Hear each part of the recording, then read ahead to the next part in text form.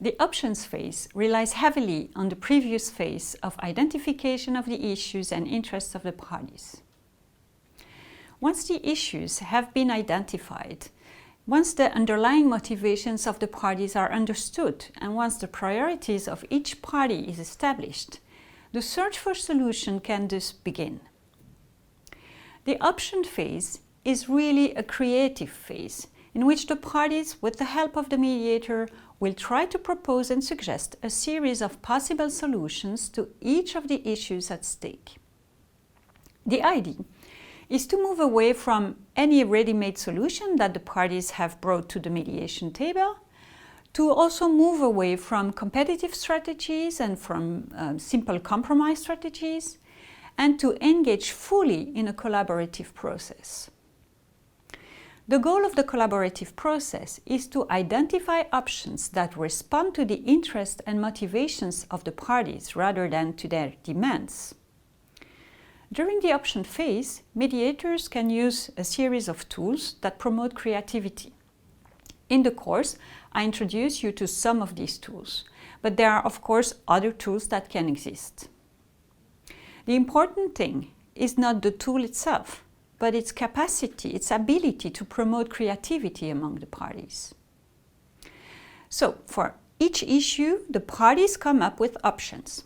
For example, in a divorce discussions, the parties have established 3 issues for discussion, such as the division of the property, custody of the children, and the modes of communication.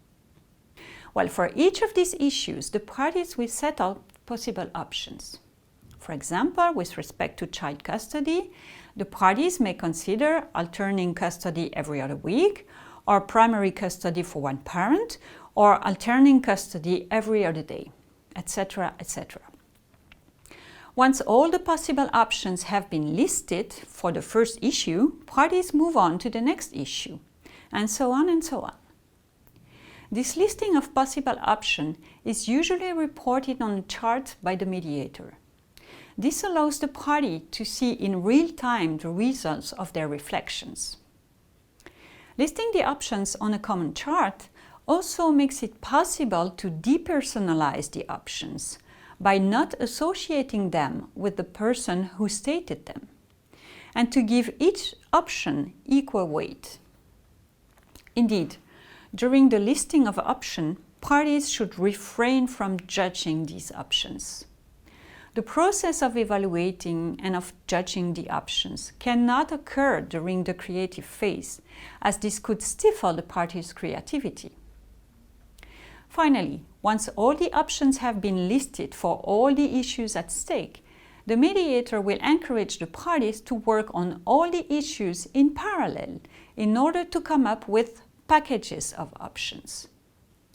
Each package is a global offer that is constructed by combining one of the options for each issue with an option from the other issues.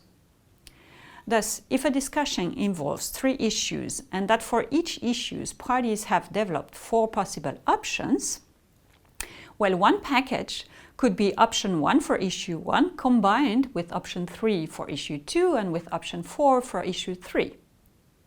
A second package could combine option 2 for issue 1 with option 1 for issue 2 and option 3 for issue 3, etc., etc. Several packages of options are thus built. The idea of the packages is, of course, that they be balanced. That is, that they do not unduly favor one party over the other. Packages also need to be relatively equivalent to one another, that is, of equal quality. Once the packages have been put together, the mediation process can move into its final phase, the negotiation and decision phase.